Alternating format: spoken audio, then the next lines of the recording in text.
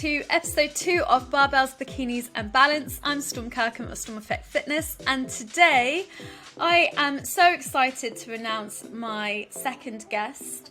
This is Niamh Solomons, and I used to teach Niamh GCSE PE in the UK. Welcome, Niamh. Thank you for having me. I'm so excited.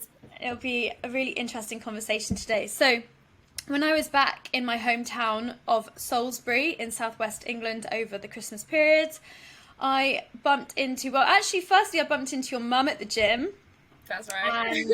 And I was telling her about my journey and how I've left teaching and I've started personal training.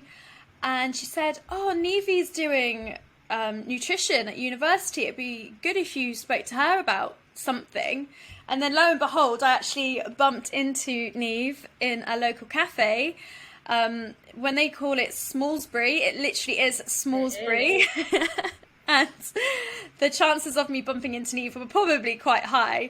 And so I sat down with Niamh for quite a long time actually, and we were chatting away, and I was interested to hear about how Niamh decided to go into studying nutrition. So she's studying Nutrition and Dietetics, Bachelor of Science, and she is in her second semester of her first year.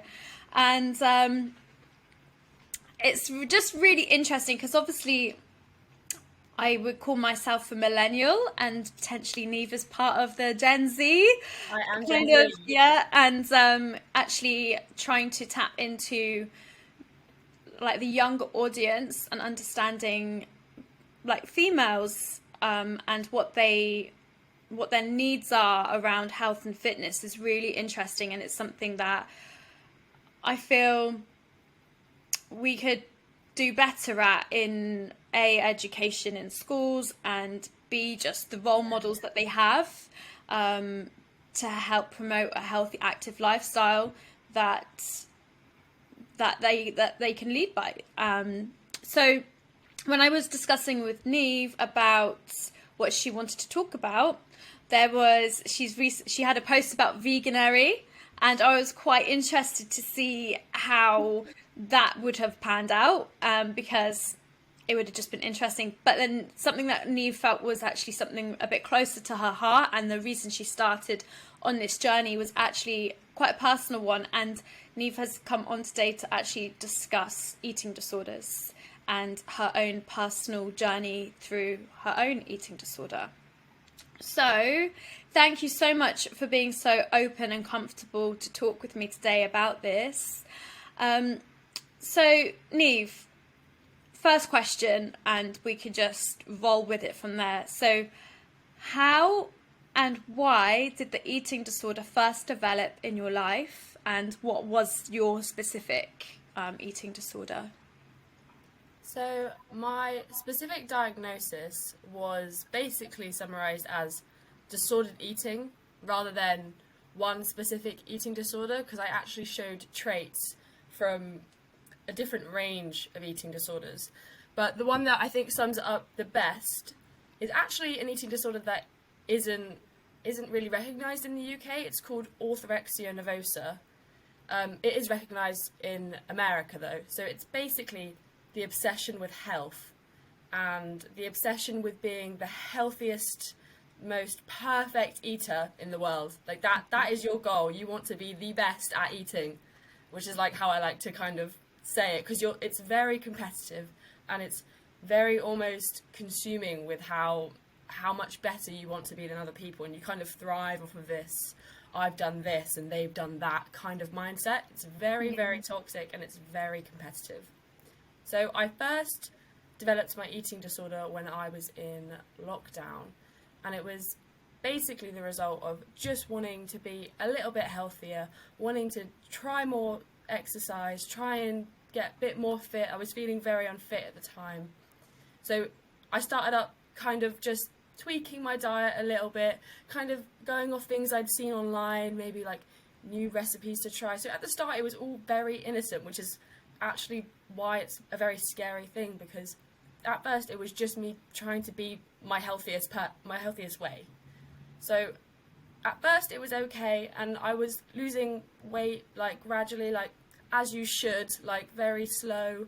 But I guess the more people that started to notice, the more like compliments I was getting, the more that the behaviours were being reinforced, the more that my teachers were noticing, all of that kind of stuff. So I think what happened there is I just took all of that and made it a lot more extreme, doing a lot more of an extreme diet.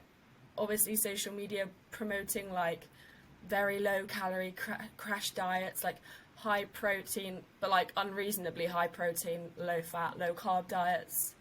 I think as a teenager, and bear in mind I was only 16 when I went into lockdown, seeing all of that, you don't know that all of that is going to cause health issues. You think that because it's on social media and all these people that you see are promoting these diets look so great, you just think that, wow, this is what I should be doing.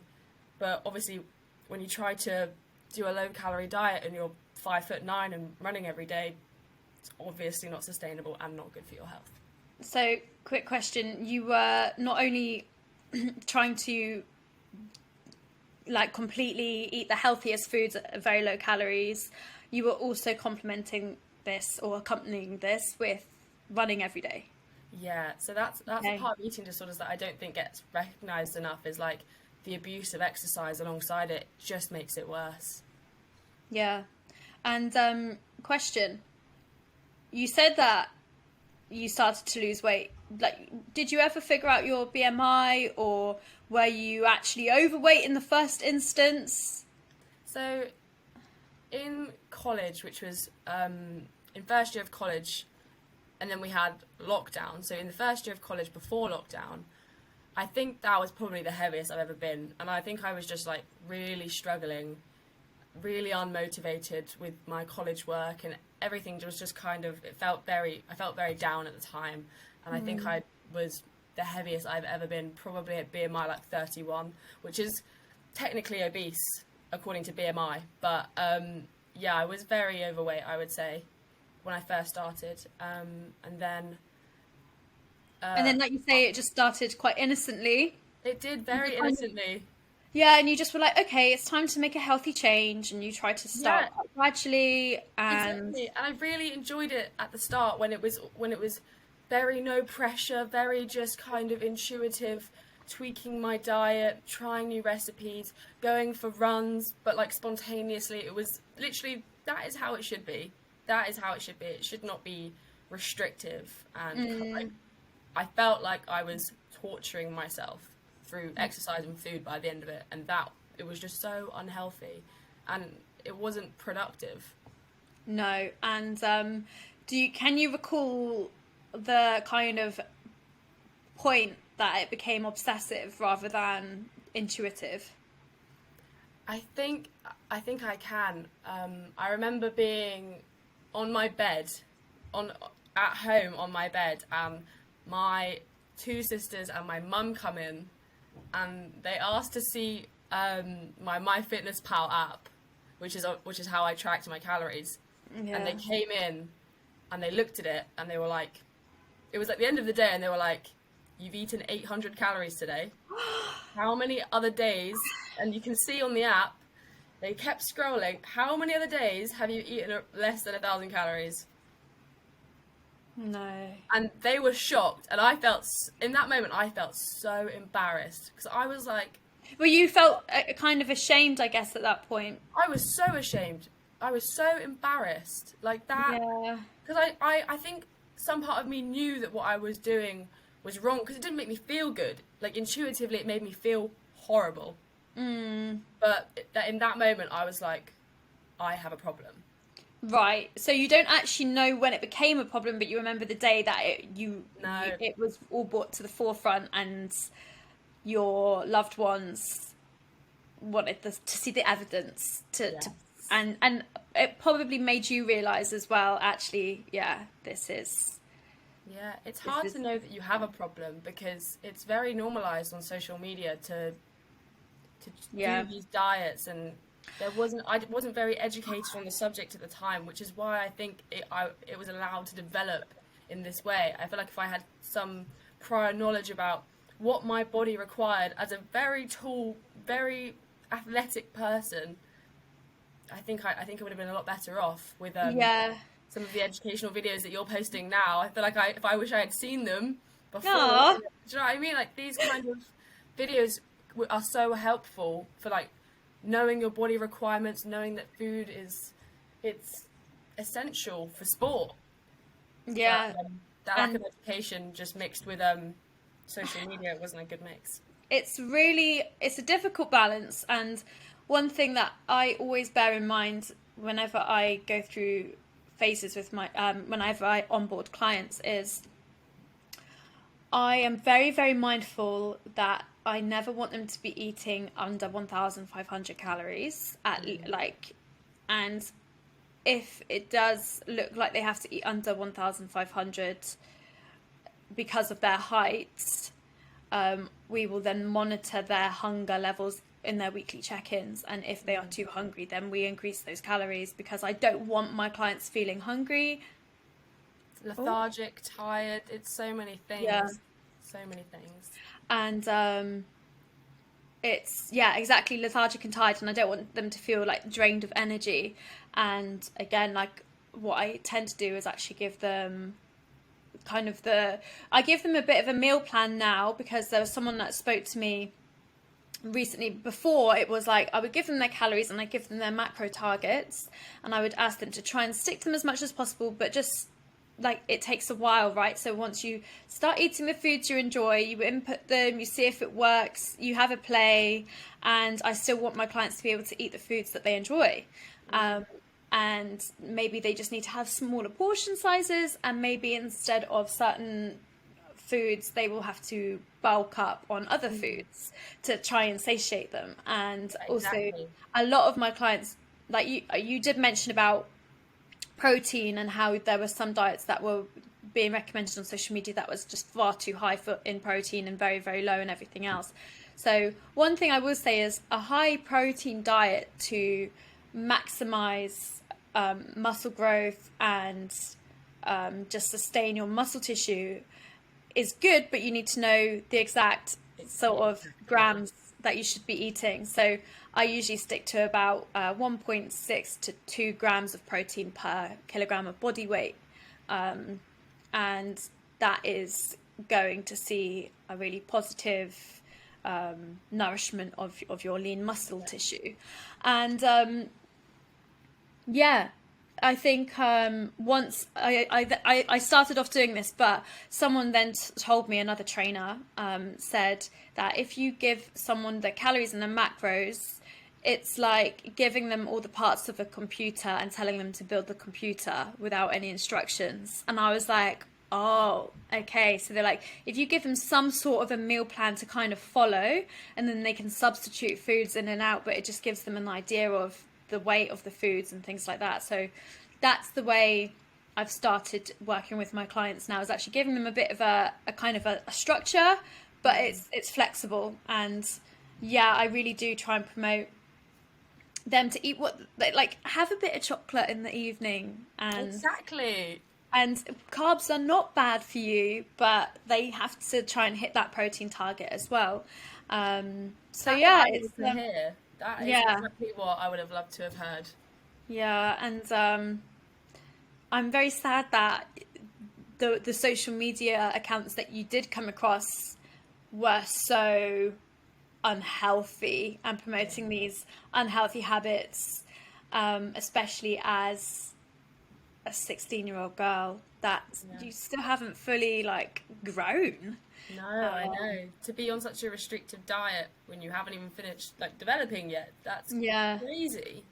Yeah, and I guess it also just plays havoc with your hormones because healthy fats are so important just for the transportation of hormones around your body. So if you start to have a dangerously low amount of body fat and you're not actually eating those healthy fats and omega-3s, and it's not good for women at all. Can I ask? Of course.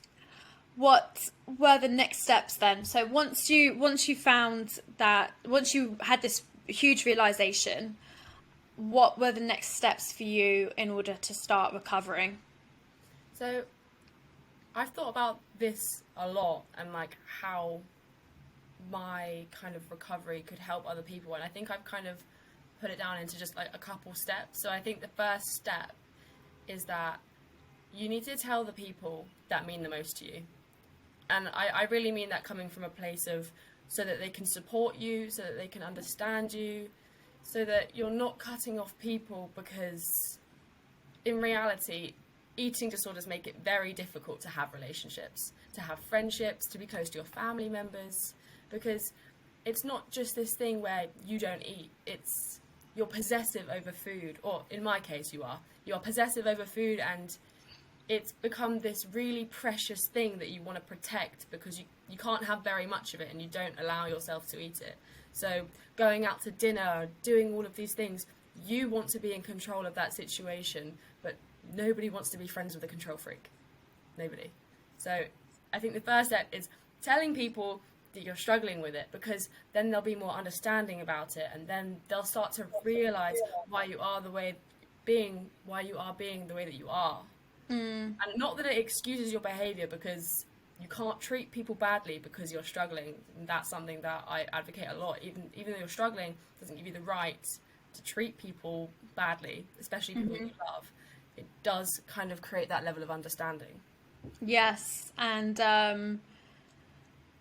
yeah, so what you're saying there is amazing, because I've got 3 systems as part of my main online thing. Is I've got the Rise Up Motivation system, I've got the Energy Surge system, and I've got the Time Twister system. Now the Rise Up Motivation is all about how you can increase your motivation and to keep you going.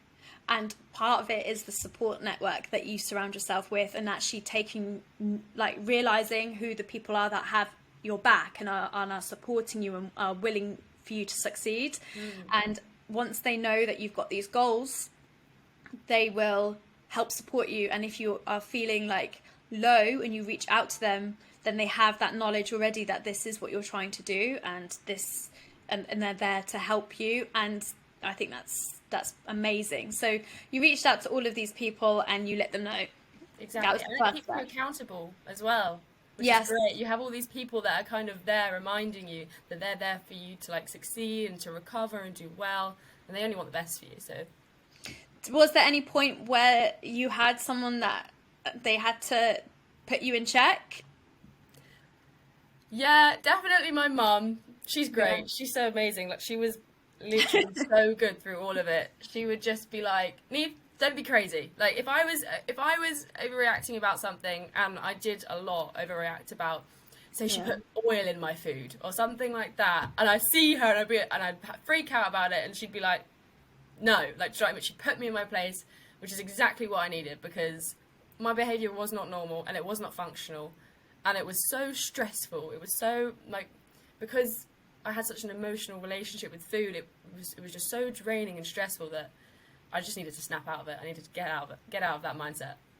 Okay, so you mentioned oil there. So I just want people to realise that, so you have protein, fats and carbs, and protein and carbohydrates have 4 calories per gram, and fats have 9 calories per gram, and oils and cooking oils are very, very high in calories, and this is where a lot of hidden calories kind of are. And when you go out to restaurants, you just need to expect that they are going to be cooking with they just get that olive oil and they're like, choo, and they just flavors, right? And so that was one of the foods that you ended up cutting out completely. Yeah, completely. And what other foods did you cut out completely?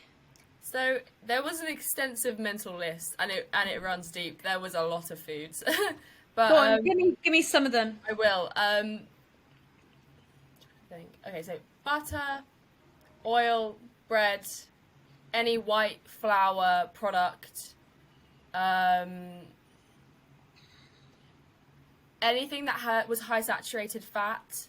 So any pastry, any chocolate, any sweets, anything that had refined sugars in it that weren't fruit, any white rice, anything that was refined in any way, because obviously orthorexia is about health and it's about the obsession of being healthy, everything had to be in its purest, organic, most natural form. Otherwise, I would feel really bad eating it. Okay, so yeah, rice, even rice. So just vegetables and brown rice were okay, and obviously protein was my big thing at the time. And protein is amazing, and I eat a high protein diet now, fully recovered. But back then it was like my meal would maybe just consist of like white fish and like a tiny bit of brown rice and some vegetables. But like, in a portion that isn't sufficient.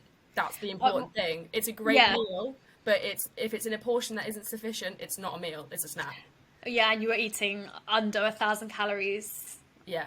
And yeah, we know that is just not sustainable at all. Okay, so can you discuss any triggers or stressors that may have contributed to the development or worsening of your disorder? So what sort of triggers were there that might have made it worse for you? I think obviously the original trigger was social media. Yep.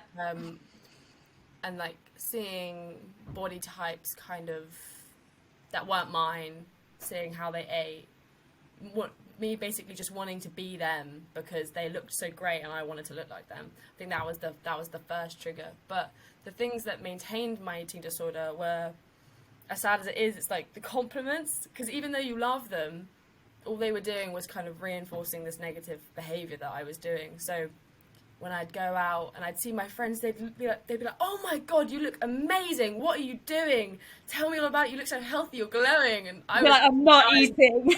I'm literally dying on the inside. Like literally, I had lost my period. My hair was falling out. I was going to ask you if you'd lost your period. Just for anyone listening. So when we were talking about the hormones and your body fat going to a certain level, you lose your period. Women lose their period if they go under a certain fat percentage. So yeah, so your hair was falling out. What about your skin? Was it going quite dry and gone? My skin was dry. I looked terrible. I don't know why I was getting so many compliments, because I honestly looked really bad. Well, let's talk about that, because there's this big thing for me is it is nice to get compliments on your physical body. But people associate being incredibly skinny still with being healthy. Yes, that's a problem. And I vividly remember there's a girl that I follow on social media, and I noticed her looking incredibly gaunt, dry skin. She didn't look great. And I said to a couple of my friends, I was like, I think she's struggling. And they were like, what? I think she looks great. And I was like, no. And I could recognize it. And as a PE teacher as well, one of the things we had to look out for, because we saw the students outside of their school uniform. So school uniform can be like quite baggy and you can kind of hide, but in sport you're wearing the skort that we used to have and the t-shirts, and you might notice as a PE teacher changes in what people look like, and if there might be some cause for concern. And and then lo and behold, it transpired that this girl that I had noticed on social media, she had been struggling with an eating disorder. And yeah, she has recovered now and looks much, much better for it and is like healthy again. But it was really strange to me how my friends had said, we think she looks great. And I was like, no. Like there is a difference. And I feel like having a bit of something to you is so, like, it's feminine, it's sexy. And do you know what? Like, when I if you look at all like the old like Greek statues of women, and they've all got curvy. They've all got a little snap pouch. They have. That is so true. She has one. Exactly. And I feel like there has been, I don't know what it was. I don't know when it was. Maybe it was the early 90s with all the like the supermodels. Kate Moss era. Yeah, and it was like, I mean, you mentioned Kate Moss, right? So there used to be a cutout on my fridge, and it said, it was the Kate Moss quote, nothing tastes as good as skinny feels. That is horrendous. I've heard that so many times in my life, Yeah, and that's horrendous. I That's know. awful. Truly. And there's such a like misconception around this, that you should feel sexy, you should feel healthy, you should feel mobile, and your skin should be glowing, and your hair shouldn't be falling out, and your periods should be regular every month. Yeah. And It's just yeah, not reality. yeah, and I feel like there is a balance. I mean, there is a balance, and we have to be honest, right? If you are overweight and obese, if you it does cause health issues down the line. It does. It does, if we're being honest, because you're putting a lot of extra pressure through your knees, you're putting a lot of extra pressure on your heart. Depending on what you are eating, you could be causing insulin resistance because of how much glucose you are consuming. And yeah, if you want to live a long quality life, there is a balance. And if you want to look after your internal organs, if you want to look after your joints, like there is a balance. And I it's 100% agree. yeah. I feel. And Sorry, you go. and it's just trying to get that right. It's trying to educate people so they get it right. And that, like, this is partly why this is called barbells, bikinis, and balance. The balance is such a key thing, because you can't go to one extreme or the other. You're going to be at your happiest, most like mentally and physically, when you find that balance and everything starts working in cohesion.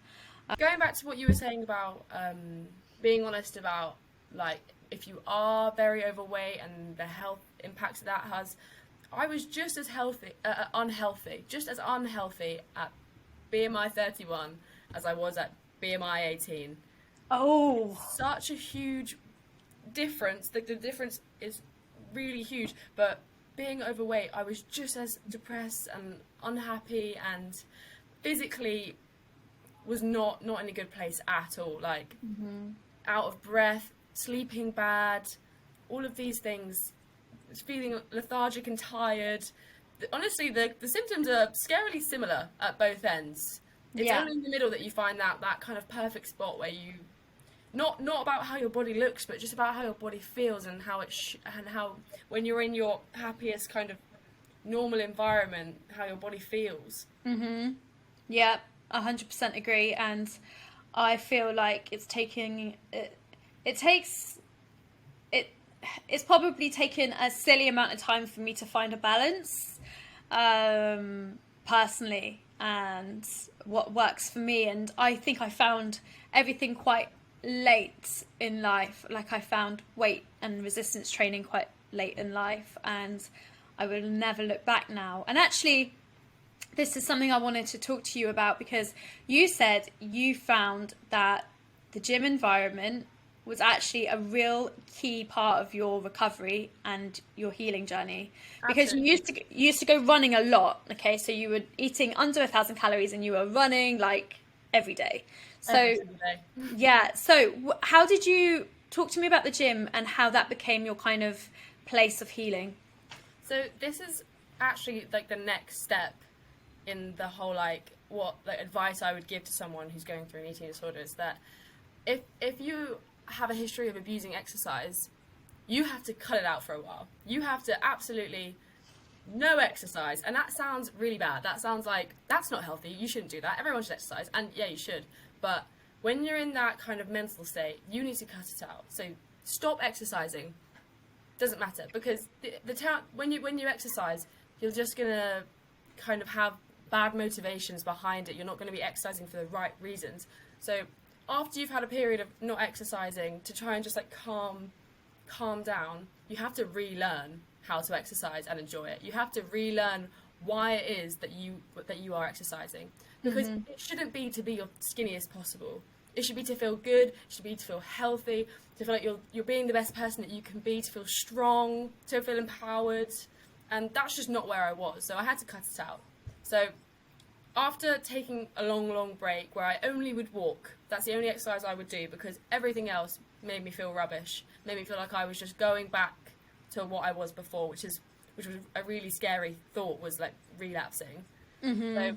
So my friends actually were starting resistance training and starting going to the gym, and it looked really fun. Like, that was it. It was nothing to do with body, nothing to do with anything. It looked fun. I wanted to try it. I'd always been strong growing up. People would always say, you're so strong, like you should do CrossFit, you should do this. So that's what I did. I went and I tried, and it was so much fun. I came away feeling so great, and like, I didn't think about my body once. I didn't think about how skinny I was, or how fat I was, or how anything I was. I just thought about picking up the barbell, doing my thing, feeling great. It was so fun. Tell me, so what was this first session you did? Was it in a CrossFit environment? Was it in a gym environment? It was in a pure gym, actually. It was just, in a gym environment. Was it the Salisbury Pure Gym? Pardon? Salisbury Pure Gym? Salisbury Pure Gym, it was. We did a deadlift session. My first ever time deadlifting. It was so much fun, and they were like, you're so good at this, and I was like, I feel great. Like, this has got nothing to do with being skinny. It's got nothing to do with how I look. It's literally just picking things up and feeling good. I love it. Yeah, and this is the thing, right? So with resistance training, you're doing it for all the right reasons. It feels good, you're moving your joints, you're building strength, you're conditioning your muscles, and with that, with the conditioning of your muscles, your metabolism naturally increases. Exactly. So you've gone from putting all this effort and this conscious kind of addictive thoughts into going for a run to get skinny, and yet if you were to just do weight training and start conditioning your muscles and focusing on it for the right reasons, it naturally happens. I wish I knew that back then. Honestly, it would have saved me. Honestly, like all the things that I see on social media now, and there has been a turn towards like weightlifting in social media and how to do it healthily, which is so great to see as someone who suffered from the other side of it. It's so great to see, but if only I knew then what I know now. Yeah, and I will say this, potentially, you're saying that you see a lot of it now on social media and you feel like the tides are turning towards resistance training being more favourable. However, there is obviously this thing about the algorithm, right? So it picks up on what you're interested in. So it's probably showing you more of that because that's what you're interested in. Did you feel like on social media when you were going through what you were going through, was there specific things that you were looking for on social media?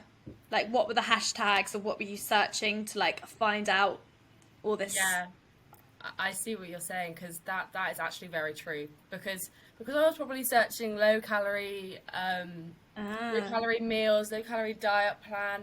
What is the? I literally spend hours on my computer, figuring out what the calories and macros were in like different vegetables, like that. And it sounds crazy, and it's crazy, honestly. But I would spend so much time on the internet just looking at calories and things, looking at which is the best for health, what vegetables are better than others. Because honestly, there were vegetables I wasn't allowed to eat in my head, and that's just crazy. Can I say were tomatoes one of them? Tomatoes were not one of them. No. Why do you ask? And just because they are something that when I did something that was like clean eating once, I tried a diet plan that was given to me, and I was not allowed to have that many tomatoes. I was restricted to like 3 cherry tomatoes. What? Yeah, I was just curious. What about like bananas? Oh, see, bananas, that's one of them. I was allowed to have bananas in my head. I'm saying allowed. This is like me allowing myself. No one. Was it because you were balancing up with the like goodness in the bananas? So like it was, but I couldn't have a whole banana, and oh, okay. Yeah. So I'd have a banana with my breakfast, like probably like half a banana. Yeah, but it is because obviously it has a lot of good carbohydrates. It has obviously a lot of minerals in it as well. So in my head it was okay. You almost knew that you needed a tiny bit of carbohydrates because your body needs it to actually like move. Yes. We're restricting it to such a point that it was still under your calories and it was not sustainable. Yeah, exactly. 'Cause Yeah. the obsession with the health is all aspects of health. So I knew that I needed fats, I knew that I needed carbs, and obviously I knew that I needed protein, but it was just that I wasn't giving myself enough of those things. I was very restrictive in terms of portion sizing, and I was very ritualistic with it, like weighed everything, which was very, very time consuming and not worth it, in my opinion. No. For me, anyway. Because now, I don't just have this carefree diet now where I eat literally everything I want, like, don't care about if it's healthy or nutritious. Like, I'm at this point where I'm very balanced with it. But it's intuitive, and I don't weigh things. I can just eyeball them and know if it's going to satiate me. I've done it enough times to know what amounts I like and all of those kind of things. So it's taken me a while to find balance, but honestly, the journey is so worth it because now it's just easy. It's intuitive. I eat what I feel like. I know what foods are nutritious, but I know that I need all foods in my diet. Yeah. You've been through a big journey, and I'm so, so pleased that you now are at this point where you're feeling balanced and happy and in control. And I'm so pleased that the gym and resistance training has become this place of healing and just something that you're probably going to do it for life. Am I right in saying that? It's 100%. Like I'm locked in now. I'm going to be a dietitian, so I'm locked into this. Amazing. I can't wait to see your journey. I really can't. Thank you so much. Can I just ask then, so just trying to think if there's anything that I feel we should cover, but I do feel like we've covered quite a lot, and it's been amazing it's Orthorexia Nervosa.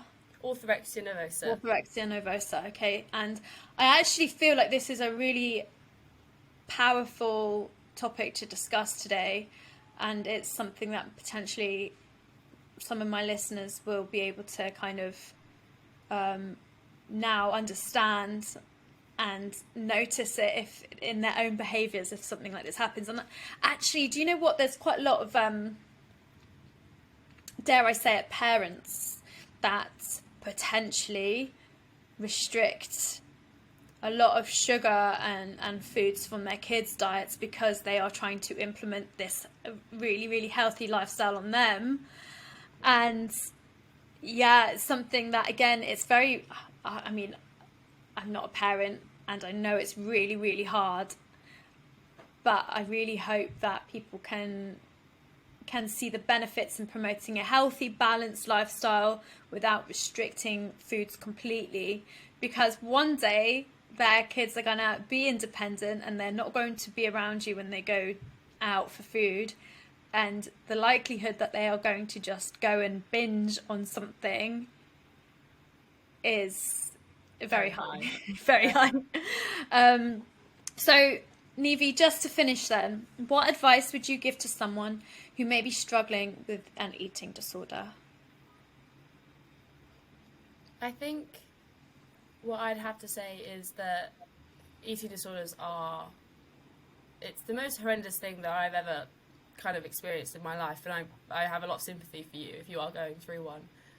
But at the same time, my piece of advice, and it's probably a bit of a hard truth more than a piece of advice, is that when you get to a point where people are kind of forcing you towards recovery, or you feel like people are noticing, it's like recovery has to come from you. It has to be a decision, and it has to be a lifestyle. It's not something that you can half-ass. It's not something that you can dip in and out of, because you will never get better if you kind of give in to that mindset. So my piece of advice is that it's got to be you. It's got to come from you. You can have other people supporting you. You can have therapists. You can have anyone around you. You can have a support network. But the decisions and challenging yourself to get better, that has all got to come from you. Yeah. And that's something, again, that I when people come to me and they're kind of dipping their toe in the kind of if they want to train with me online or not. And the thing is, if they're not at a point where they want it, they're not going to change. They have to want it first. And if they don't want it, then they won't make those changes that are necessary to see their results or to to achieve their goals. And it does 100%. Change in behavior does not come from anything else other than wanting to change. And 100% commitment. And 100% commitment. I feel like we could talk for hours and hours and hours. I know. Potentially, let's link up again soon. But Niamh, this was so amazing to talk to you today and to delve into your experience. And I think you're going to help a lot of people. And when I'm back in Salisbury, let's go to Pure Gym and lift some weights. Let's do it. I'm so down. Let's do it. And in the meantime, just thank you so much. And yeah, I'll see you soon. Thank you so much for having me.